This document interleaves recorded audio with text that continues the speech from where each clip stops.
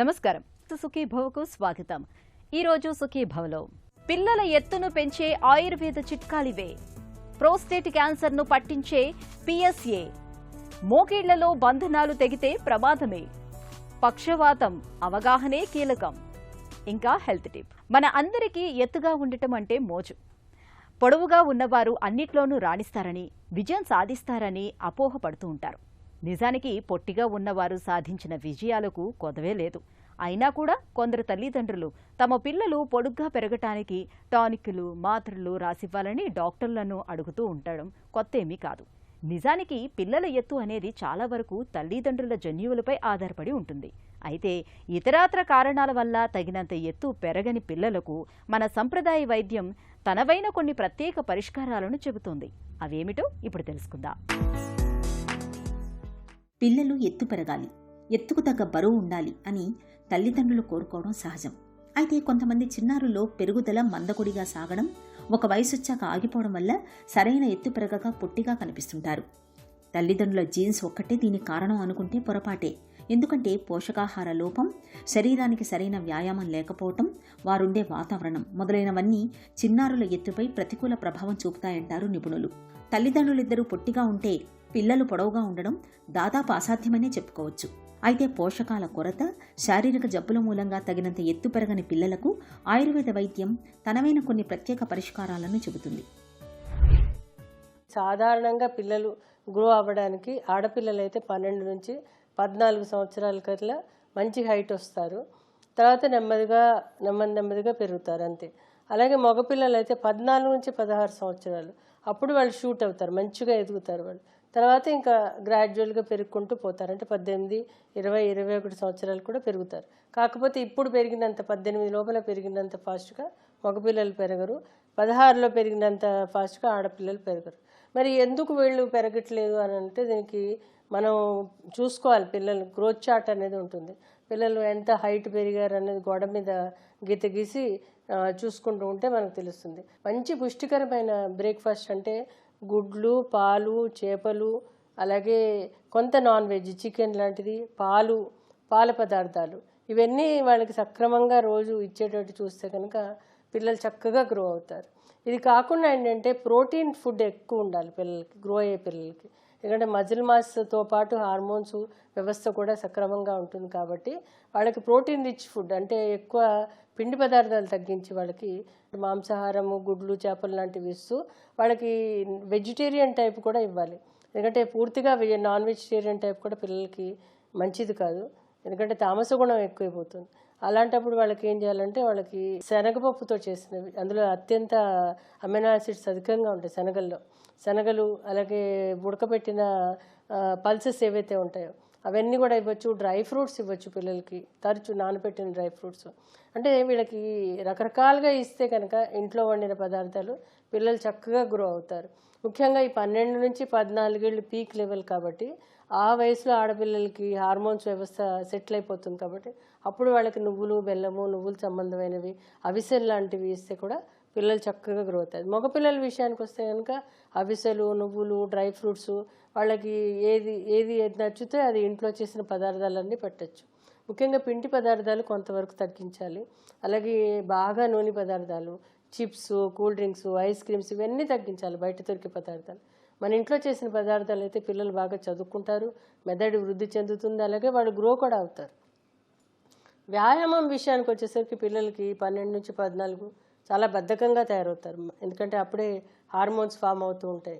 అలాగే మగపిల్లలు కూడా బద్ధకంగా, ఈరోజు మొబైల్స్ కూడా బాగా వస్తున్నాయి కాబట్టి వాళ్ళు ఇంకా లేజీగా అయిపోతారు. కాబట్టి వాళ్ళకి ఎవ్రీడే వాళ్ళు ఏదో ఒక వ్యాయామం చేసేటట్టు స్కూళ్ళలో కానీ చుట్టుపక్కల ఎక్కడొకటి షటిల్ బ్యాడ్మింటన్ కానీ, లేకపోతే ఫుట్బాల్ కానీ, బాస్కెట్బాల్ కానీ, ఏదో ఒకటి రిగరస్ ఎక్సర్సైజ్ అట్లీస్ట్ ఒక 30 to 40 మినిట్స్ చేసేటట్టు చేస్తే కనుక పిల్లలు బాగా గ్రో అవుతారు. కొంతమంది పిల్లలకు అసలే బలహీనంగా ఉంటారు, వాళ్ళు ఆడరు, వాళ్ళు కూర్చుని ఉంటారు. వాళ్ళు అలాంటి వాళ్ళకి ఏంటంటే అట్లీస్ట్ వాళ్ళకి యోగాసనాలు లాంటివి చేస్తే కనుక వాళ్ళ బాడీ స్ట్రెచ్చింగ్ ఎక్సర్సైజ్ చేసినప్పుడు ఆ ఎముకలు గ్రో అయ్యి వాళ్ళ పిల్లలకి త్వరగా వాళ్ళకి ఆసిఫికేషన్ కాకుండా వాళ్ళు పెరగడానికి అవకాశం ఉంటుంది. పిల్లలు ఎత్తు పెరగాలంటే అందుకు అవసరమైన పోషకాహారాలను వారికి అందించాలి. ఎత్తు పెరగడం వెంటనే సాధ్యమయ్యే పని కాదు, కృత్రిమంగా వచ్చేది కూడా కాదు. ఎత్తు పెరగాలంటే కొన్ని జాగ్రత్తలు తీసుకోవాలి. శారీరక అభివృద్ధి జరిగే సమయంలో ఈ జాగ్రత్తలు తీసుకోవడం ద్వారా ఎత్తు పెరిగేందుకు అవకాశం ఉంటుంది. ఎదుగుతున్న వయసులోనే తగిన జాగ్రత్తలు పాటించడం వల్ల సరైన ఎత్తు పెరగవచ్చు. ఆహారంలో కొన్ని మార్పులు చేయడం మంచి ప్రయోజనాలను ఇస్తుంది. ముఖ్యంగా ఆహారంలో పాలు, పాల పదార్థాలు, క్యారెట్లు, బీన్స్, బెండకాయలు, బచ్చలి, బఠానీలు, అరటి, సోయాబీన్ వంటి వాటిని ఒక భాగంగా చేసుకోవాలి.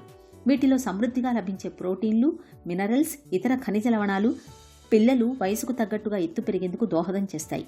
ఇక చక్కెర పదార్థాలు, ట్రాన్స్ ఫ్యాట్ వంటివి కలిపి తయారు చేసే ఆహార ఉత్పత్తులకు పిల్లల్ని దూరంగా ఉంచాలి.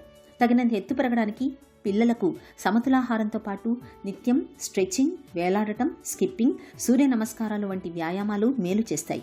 వీటితో పాటు పిల్లలకు కంటి నిండా నిద్ర కూడా అవసరమే.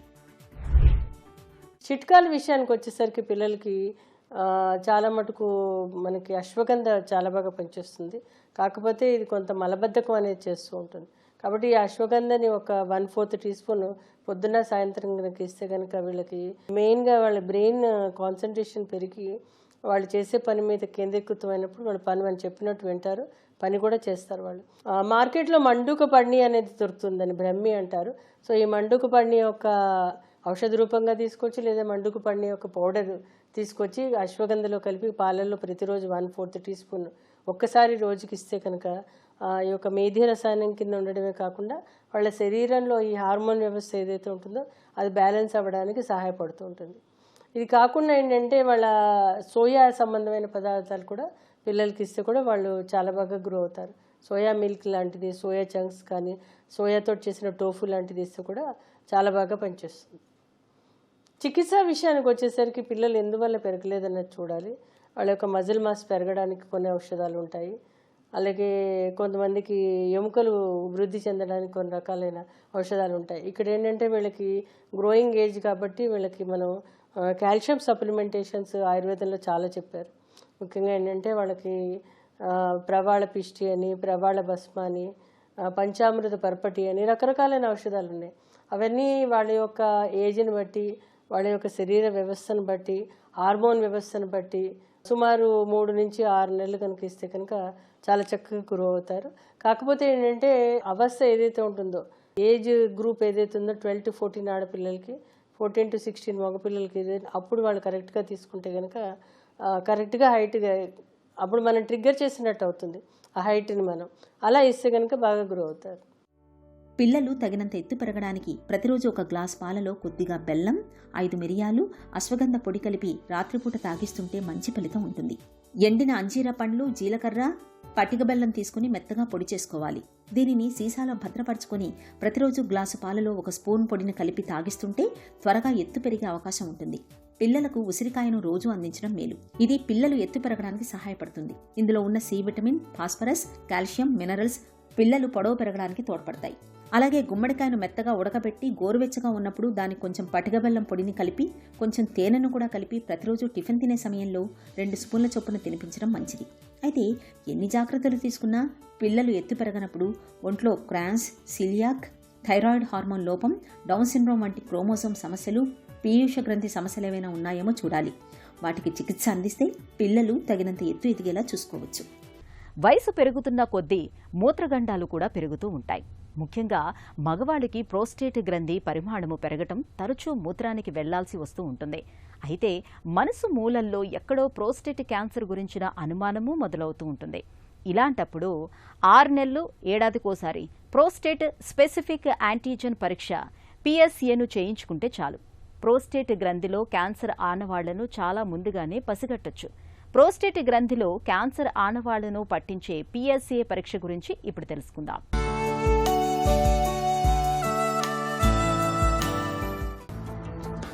ప్రోస్టేట్ క్యాన్సర్ జీవితపు ఆఖరి మజిలీలో పురుషుల పాలిట ప్రాణాంతకంగా పరిణమిస్తూ ఉంటుంది. అయితే కొన్ని అనుమానిత లక్షణాలను గమనించటం ద్వారా ప్రోస్టేట్ క్యాన్సర్ను ముందుగానే పసిగట్టడం పెద్ద కష్టమేమీ కాదు. తరచూ మూత్రానికి వెళ్లాల్సి వస్తున్నప్పుడు, మూత్ర విసర్జనలో మంట, మూత్ర విసర్జనకు చాలాసేపు పట్టడం, రాత్రి వేళల్లో ఎక్కువసార్లు మూత్ర విసర్జనకు లేవాల్సి రావటం, ధార తగ్గటం, మలి వయసులో ఇవన్నీ ప్రోస్టేట్ గ్రంథిలో అనారోగ్యాన్ని పట్టి చెప్పే అనుమానిత లక్షణాలు. ఇలాంటప్పుడు తరచూ ప్రోస్టేట్ స్పెసిఫిక్ యాంటీజెన్ అనే పరీక్షను తరచూ చేయించుకుంటూ ఉండాలి. రక్తంలో PSA శాతాన్ని బట్టి ప్రోస్టేట్ గ్రంథిలో క్యాన్సర్ ఆనవాళ్లను ముందుగానే గుర్తించి తగిన చికిత్సతో పాటు నివారణ చర్యలు తీసుకునే అవకాశం మనకు ఉంటుంది. బస్సు ఎక్కుతూ జారిపడ్డప్పుడు, పరిగెడుతూ కింద పడ్డప్పుడు, ఏవైనా ఆటలు ఆడుతున్నప్పుడు మనకు తెలియకుండానే మోకాళ్లలో గాయాలవుతూ ఉంటాయి. చిన్న దెబ్బలే కదా అని చాలా సందర్భాల్లో మనం వాటిని పెద్దగా పట్టించుకోం. అయితే అవి చిన్న చిన్న దెబ్బలే కావచ్చు, కానీ వాటి మూలంగా మోకాళ్లలోని లిగమెంట్లు కూడా దెబ్బతినే అవకాశం ఉంటుంది. ఒక్కోసారి పెద్ద మొత్తంలో లిగమెంట్లకు గాయాలు అవుతూ ఉంటాయి. ఇలాంటి లిగమెంట్ గాయాలను నిర్లక్ష్యం చేస్తే అవి క్రమంగా పాడైపోయే అవకాశం ఉంటుంది. మోకాళ్లలో బంధనాల వంటి లిగమెంట్లకు అయ్యే గాయాలు ఎలా ఉంటాయో, మల్టీ లిగమెంట్ ఇంజరీస్కు ఎలాంటి చికిత్స తీసుకోవాలో ఇప్పుడు తెలుసుకుందాం. మల్టిపుల్ లిగమెంట్ ఇంజరీస్ అంటే అది మామూలుగా మనం ఎప్పుడైనా కింద ఒక చిన్న స్పోర్ట్స్ ఇంజరీలో పడితే ఒక లిగమెంట్ డ్యామేజ్ అవుతుంది. మన హై ఎనర్జీ ట్రామా యాక్సిడెంట్స్ అయినప్పుడు సేమ్ వన్ లిగమెంట్ బదులు మల్టిపుల్ లిగమెంట్స్ ఉండేటివి డ్యామేజ్ అవుతాయి. This can occur in the shoulder or most often knee joint or the ankle joints. But మనకు మోస్ట్ డిసబిలిటీ వచ్చేది మన మొబైల్ నీ జాయింట్స్లో ఉంటుంది, మల్టిపుల్ ఇంజరీ. సో నీలో మనకు ఉన్నట్లు చూస్తే మెయిన్లీ లోపల భాగంలో మీడియల్ కొలాటరల్, బయట lateral collateral and front and బ్యాక్లో ACL అండ్ PCL లిగమెంట్స్ ఉంటాయి. సో ఎప్పుడైనా మనకు road traffic accident more than one ligament damage అయినప్పుడు దాన్ని మల్టిపుల్ లిగమెంట్ ఇంజరీస్ అంటాం. Most of these ligament injuries are accident related only. So ligament injuries మనం నార్మల్గా any ligament damage అయినప్పుడు first we do an x-ray అండి, because to see ఆ ligaments మనం attach అయ్యేది బోన్కి. ఆ బోన్ ఎట్లుంది మనం తెలుసుకోవాలి. సో బోన్లో ఏమైనా వీక్నెస్ ఉందా, బోన్ ఏమైంది చూడాలి. దాని తర్వాత the best test to diagnose ligament injuries is an MRI. MRI scanning చేసినప్పుడు వితౌట్ కాంట్రాస్ట్ అవసరం లేదు most of the times. Simple MRI చేసినప్పుడు మనకి ఏ లిగమెంట్ డ్యామేజ్ అయింది తెలుస్తుంది. దాని తర్వాత డాక్టర్ క్లినికల్గా ఎగ్జామిన్ చేసినప్పుడు ఆ లిగమెంట్ ఇంజరీ మనం MRIలో చూసిండేది క్లినికల్గా చూసేది ఎంత సివియర్ ఉంది మనకు కోరిలేట్ చేసుకోవాలి. కొన్నిసార్లు MRIలో ఎక్కువ ఉన్నా కానీ మనం క్లినికల్గా చూసినప్పుడు అంత అనిపించదు. సో అప్పుడు మనం treatment protocols based on the MRI and the patients recovery and clinical examination బట్టి మనం దాని ట్రీట్మెంట్ ప్రోటోకాల్స్ డిసైడ్ చేయవచ్చు. పక్షవాతం చెట్టంత మనిషిని క్షణాల్లో కుప్పకూల్చే ఒక పెను ఉత్పాతం. దీని బారిన పడ్డాక మన శరీరంలో సగభాగం చచ్చుబడిపోతుంది. కాలు చెయ్యి ఆడదు, నోటి మాట రాదు. మొత్తంగా ఆ మనిషి అనుభవించే దురవస్థకు అంతుండదు. సమాజంలో అధిక సంఖ్యలో ప్రజలను వైకల్యం బారిన పడేస్తున్న అతిపెద్ద సమస్య పక్షవాతమే అంటారు డాక్టర్లు. పక్షవాతం బారిన పడ్డాక కదలికలు కట్టుబడిపోవటం, మంచానికే పరిమితం కావడంతో చాలా మంది తీవ్రమైన మానసిక వ్యాకులతకు లోనవుతూ ఉంటారు. ఈ నేపథ్యంలో అసలు పక్షవాతం ఎందుకు వస్తుందో, ఆధునిక వైద్యంలో పక్షవాతానికి ఎలాంటి చికిత్సలు అందుబాటులో ఉన్నాయో, పక్షవాతాన్ని నివారించుకునేందుకు ఏం చేయాలో డాక్టర్ని అడిగి ఇప్పుడు తెలుసుకుందాం.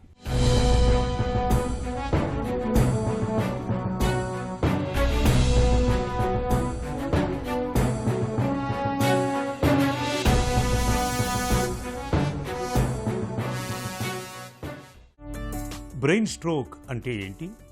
స్ట్రోక్ అనేది మనకి రక్తనాళాలు ఏదైతే బ్లడ్ ఫ్లో ఉంటుందో అక్కడ యూజువల్గా మనకి బ్లడ్లో ఏదన్నా కట్ అవుతే మనకి రక్తం క్లాట్ అవ్వడం జరుగుతుంది. అదే రక్తం క్లాట్ అవ్వడం మనకి బ్లడ్ వెజల్లో కట్ లేకుండా జరిగితే దాన్ని స్ట్రోక్ అంటాము. ఆ బ్లడ్ ప్రవాహాన్ని తగ్గిపోయి ఏదైతే బ్రెయిన్లో యొక్క ఏరియాకి బ్లడ్ అందకపోవడం జరుగుతుంది, అక్కడ ఆక్సిజన్ అందకపోవడం జరుగుతుంది. అప్పుడు మనకి ఈ పక్షవాతము, బ్యాలెన్స్ ప్రాబ్లము అలాంటివి స్ట్రోక్ ద్వారా బయటపడుతుంది. పక్షవాతం ఎన్ని రకాలుగా రావచ్చు? స్ట్రోక్లో చాలా డిఫరెంట్ టైప్స్ ఉంటాయి. మెయిన్గా 3 రకాలు ఉంటాయి అన్నమాట.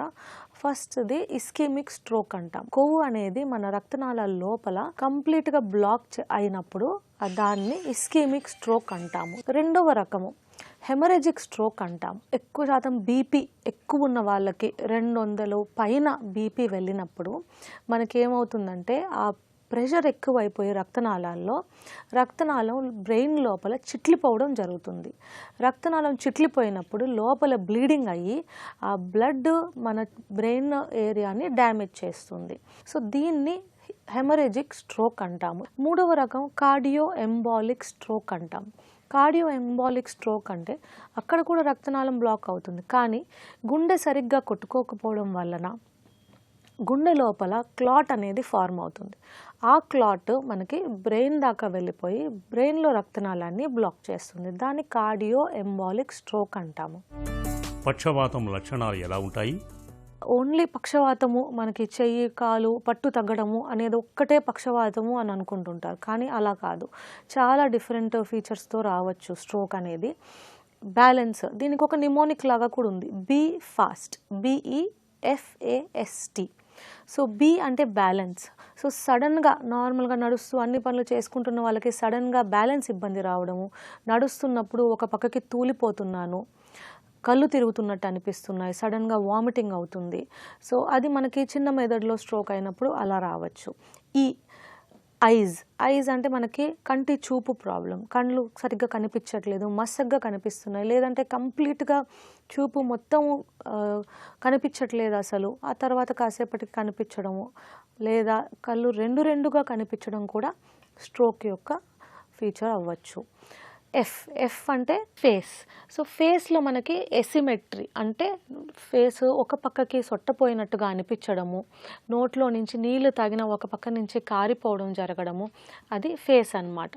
తర్వాత ఆర్మ్ అంటే మనకి చెయ్యి పట్టు తగ్గిపోవడము, చేతిలో ఏదైనా వస్తువు పట్టుకోవాలన్నా అది పట్టుకోలేనట్టుగా అయిపోతుంది, చెయ్యి ఇలా పైకి లేపడానికి ట్రై చేసినా అది ఇలా కిందకి పడిపోతుంది, పట్టు లేకుండా ఉంది, అది ఏ. తర్వాత ఎస్ అంటే స్పీచ్, మాట మనకి తడబట్టము, మాట స్పష్టంగా రావకపోవడము, లేదా పూర్తిగా మాట ఆగిపోవడము, ఇలా రావచ్చు. So BEFAS. తర్వాత లాస్ట్లోది టైం. సో ఈ టైం అనేది మనకి చాలా చాలా ఇంపార్టెంట్. ఎగ్జాక్ట్ టైం నోట్ చేసుకోవడం, తర్వాత టైం వేస్ట్ చేయకుండా డాక్టర్ని వెళ్ళి కలవడము. పక్షవాతం ఎందుకు వస్తుంది? ముప్పు ఎవరికి ఎక్కువ? వయసు పెరిగే కొద్దీ మన రక్తనాళాల్లో కొలెస్ట్రాల్ అనేది డిపాజిట్ అయిపోయి, ఫ్యాట్ డిపాజిట్స్ అయిపోయి మనకి ఆ రక్తనాళం పూడుకుపోవడం జరుగుతుంది. సో ఏజ్ పెరిగే కొద్దీ మనకి ఆ 5-10% ఉన్నది కాస్త 50-60% అయినప్పుడు మనకి స్ట్రోక్ వచ్చే రిస్క్ పెరుగుతుంది. తర్వాత జెనెటిక్ ఫ్యాక్టర్స్ కూడా స్ట్రోక్స్ రావచ్చు. ఏజ్ ఎక్కువ ఉన్న వాళ్ళల్లో మనకి షుగరు, కోమార్బిడిటీస్ అనేవి, డయాబెటీస్, మనకి బ్లడ్ ప్రెషర్, లేదా కొలెస్ట్రాల్ ఎక్కువ ఉండటము, లేదా థైరాయిడ్ ప్రాబ్లమ్స్, ఇవన్నీ ఉన్న వాళ్ళల్లో ఏంటంటే ఈ స్ట్రోక్ వచ్చే రిస్క్ ఇంకా ఆల్మోస్ట్ డబుల్ అయిపోతుంది. పక్షవాతం విషయంలో గోల్డెన్ అవర్ అంటే ఏంటి? ఫస్ట్ 1 అవర్లో కనుక హాస్పిటల్కి రీచ్ అయ్యి మనం స్కాన్ చూసి ఏ టైప్ ఆఫ్ స్ట్రోక్ ఉంది చూసుకొని, ఇస్కెమిక్ స్ట్రోక్ అయితే వెంటనే ఈ ఇంజెక్షన్, క్లాట్ కరిగిచ్చే ఇంజెక్షన్ ఏవైతే ఇస్తామో అది ఇస్తే ఆల్మోస్ట్ కంప్లీట్గా పడిపోయిన చెయ్యి పూర్తిగా లేపేస్తారు. వెంటనే ఇమీడియట్ రికవరీ వచ్చే ఛాన్స్ కూడా ఉంటుంది. 30% వాళ్ళలో ఇలా ఇమీడియట్ రెస్పాన్స్, మిగతా వాళ్ళలో ఇమీడియట్ రెస్పాన్స్ లేకపోయినా మనకి రేట్ ఆఫ్ రికవరీ అంటే 6 నెలల్లో తగ్గాల్సిన ప్రాబ్లం మనకి 1 మంత్లోనే రికవరీ కనిపించే ఛాన్సెస్ ఉంటుంది. సో ఈ ఇంజెక్షన్ ఇవ్వడం వలన చాలా అడ్వాంటేజ్, ఆల్మోస్ట్ కంప్లీట్ రికవరీ వచ్చే ఛాన్సెస్ చాలా ఎక్కువ. అందుకనే ఆ గోల్డెన్ అవర్ అనేది మనకి చాలా ఇంపార్టెంట్. ఐడెంటిఫై చేయడం, మనం తెలుసుకోవడానికి, అందుకే BFAST నిమోనిక్ వాడి మనం వెంటనే కనుక్కొని వీలైనంత త్వరగా డాక్టర్ దగ్గరికి వెళ్ళి వెంటనే ట్రీట్మెంట్ స్టార్ట్ చేయాల్సి ఉంటుంది. పక్షవాతానికి చికిత్స ఎలా ఉంటుంది? సర్జరీ ఎప్పుడు అవసరం? లోపల రక్తనాళంలో క్లాట్ అయ్యింది అంటే మనము క్లాట్ కరిగిచ్చే మెడికేషన్స్ ఇస్తాము. కానీ అదే రక్తనాళం చిట్లిపోయి బ్లీడింగ్ అయ్యిందంటే దానికి మనము క్లాట్ కరిగిచ్చే ఇంజెక్షన్స్ ఇవ్వకూడదు. అలాంటివి ఇచ్చాము అంటే బ్లీడింగ్ ఎక్కువైపోయి ప్రాణానికి అపాయం అయ్యే ఛాన్స్ ఉంటుంది. అందుకనే వెంటనే మనం స్కాన్ చూసుకొని, CT స్కాన్ కానీ MRI స్కాన్ కానీ మనకి ఎలాంటి టైప్ ఆఫ్ స్ట్రోక్, లోపల బ్లీడింగ్ ఉందా, హెమరేజిక్ స్ట్రోక్, లేదా లోపల రక్తనాళం బ్లాక్ అయ్యిందా, ఇస్కెమిక్ స్ట్రోక్, అవి చూసి ఇస్కెమిక్ స్ట్రోక్ అయితే క్లాట్ కరిగిచ్చే ఇంజెక్షన్ వెంటనే ఇవ్వడం జరుగుతుంది. అదే హెమరేజిక్ స్ట్రోక్ అయితే అంటే రక్తనాళం చిట్లిపోయి బ్లీడింగ్ ఉంటే BP ఎక్కువ అవ్వడం వల్ల అవుతుంది కాబట్టి వెంటనే BP తగ్గించడానికి ఇంజెక్షన్స్ ఇవ్వడం జరుగుతుంది. పక్షవాతానికి కొత్తగా వచ్చిన చికిత్సలేంటి? 24 అవర్స్ లోపు మనకేమైనా లోపల రక్తనాళంలో పెద్ద క్లాట్ ఉంది అంటే మనకి ఇప్పుడు హార్ట్లో ఎలా అయితే స్టెంట్స్ వేస్తున్నారు అలానే మనకి బ్రెయిన్లో కూడా ఇప్పుడు రక్తనాళం ద్వారా ఒక కెథెటర్ గైడ్ వైర్ని బ్రెయిన్ రక్తనాళాల్లోకి పంపించి అక్కడున్న క్లాట్ని కంప్లీట్గా రిమూవ్ చేయగలిగే ఛాన్స్ ఉంటుంది. అవసరం ఉంటే అక్కడ స్టెంట్ కూడా పెట్టే ఛాన్స్ ఉంటుంది. సో ఇవి మెకానికల్ థ్రాంబెక్టమీ అంటాము. సో ఆ కెథెటర్ గైడ్ వైర్ని పాస్ చేసి అక్కడి నుంచి క్లాట్ని వితిన్ 24 hours చేస్తే మనకి ఆల్మోస్ట్ కంప్లీట్ రికవరీ వచ్చే ఛాన్స్ ఉంటుంది. పక్షవాతానికి చికిత్స తర్వాత రిహాబిలిటేషన్ ఎందుకు అవసరం? ఆక్యుపేషనల్ థెరపీ అంటాము. స్పెసిఫిక్ ఏదైతే ఇన్స్ట్రుమెంట్స్ వాడాలి వాటి పరంగా అవి వాడడానికి స్పెసిఫిక్గా ఫిజియోథెరపీ ఇవ్వడం జరుగుతుంది. సో చెయ్యి పైకి లేపుతున్నారు, చెయ్యి నార్మల్ అయిపోయింది అలా కాదు. ఈ ఫైన్ మూవ్మెంట్స్ ఉంటాయి. ఇలా బటన్స్ పెట్టుకోవడం, మన రోజువారీ పనులు, బ్రష్ చేసుకోవడము, బటన్స్ పెట్టుకోవడము, చిన్న చిన్న పనులు, అన్నం కలపడము, అన్నం తినడానికి వీలుగా ఉండటము. సో ఇవన్నీ మనము ఫిజియోథెరపీతో దాన్ని ఇంప్రూవ్మెంట్ని ఫైన్ ట్యూన్ చేసుకోవడానికి జరుగుతుంది. సో చెయ్యి పైకి లేపడం అదంతా ఇమీడియట్లీ వితిన్ అ వీక్ మనకి తిరిగి వచ్చేస్తుంది. కానీ ఈ ఫైన్ మూమెంట్స్ అనేవి స్పెసిఫిక్ ఆక్యుపేషనల్ సంబంధించిన మూమెంట్స్ ఇవన్నీ, లేదా స్పీచ్ థెరపీ అంటాము. కొందరికి మాట పడిపోతుంది కదా, వాళ్ళకి స్పీచ్ థెరపీ స్పెసిఫిక్గా కొన్ని ఫిజియోథెరపీ సెంటర్స్లో అది స్పీచ్ థెరపీ చేపిస్తే చాలా ఫాస్ట్గా ఇంప్రూవ్మెంట్ వస్తుంది. పక్షవాతాన్ని నివారించుకోవచ్చా? ఏజ్ పెరిగే కొద్ది స్ట్రోక్ రిస్క్ పెరుగుతుంది, అది మనము మార్చలేము. షుగర్ మనము కంట్రోల్లో పెట్టుకోవడం, టైంకి షుగర్ చెక్ చేసుకోవడం, షుగర్ మెడిసిన్స్ కరెక్ట్ టైంకి వాడటము. నెక్స్ట్ బ్లడ్ ప్రెషర్, కంటిన్యూగా బీపీని కంట్రోల్లో పెట్టుకొని ఉండడం అనేది చాలా important. Next cholesterol levels. So ఈ కొలెస్ట్రాల్ లెవెల్స్ అనేది మనం తగ్గించుకొని బాడీలో వెయిట్ కరెక్ట్గా మెయింటైన్ చేయడము, ఇవన్నీ చేయాలంటే active life style, regular exercises చేయడము, స్ట్రెస్ తగ్గించుకోవడానికి మనము మెడిటేషన్ టెక్నిక్స్ అని, ఫిజికల్ యాక్టివిటీ ఎక్కువ ఉండటము, అడిక్వేట్ డయట్, ట్రెడిషనల్ మనం ఏదో వెరైటీ ఫుడ్స్ ఇవన్నీ అవసరం లేదు. మన ట్రెడిషనల్ డయట్ ఫాలో అయినా కూడా ఎక్సెసివ్గా ప్యాకేజ్డ్ ఫుడ్ అవన్నీ అవాయిడ్ చేసి ట్రెడిషనల్ డయట్ ఫాలో అయినా మనకి ఈ స్ట్రోక్ రిస్క్ అనేది తగ్గడానికి ఛాన్స్ ఉంటుంది. పక్షవాతానికి అవగాహనే అసలైన మందు. పక్షవాతాన్ని తెచ్చిపెట్టే హై బీపీ, షుగర్ వంటి వాటిని చక్కగా అదుపులో ఉంచుకోవాలి. తరచూ ముందస్తు పరీక్షలను చేయించుకుంటూ ఉండాలి. పక్షవాతం సంభవించిన గంటలోపే ఆసుపత్రికి చేరుకొని తగిన వైద్య సాయం పొందాలి. అప్పుడే మనం పక్షవాతాన్ని జయించగలం. ఒక చిన్న చిట్కా మీకోసం. చలికాలంలో రోజు కాసేపు వేడి నీటిని ఆవిరి పడుతూ ఉంటే జలుబు, దగ్గు నుంచి మంచి ఉపశమనంగా ఉంటుంది. అలాగే మిరియాలు, ధనియాలు రెండింటినీ కలిపి కషాయంగా కాచుకుని తాగుతున్నా జలుబు, దగ్గు నుంచి సత్వర ఉపశమనం లభిస్తుంది.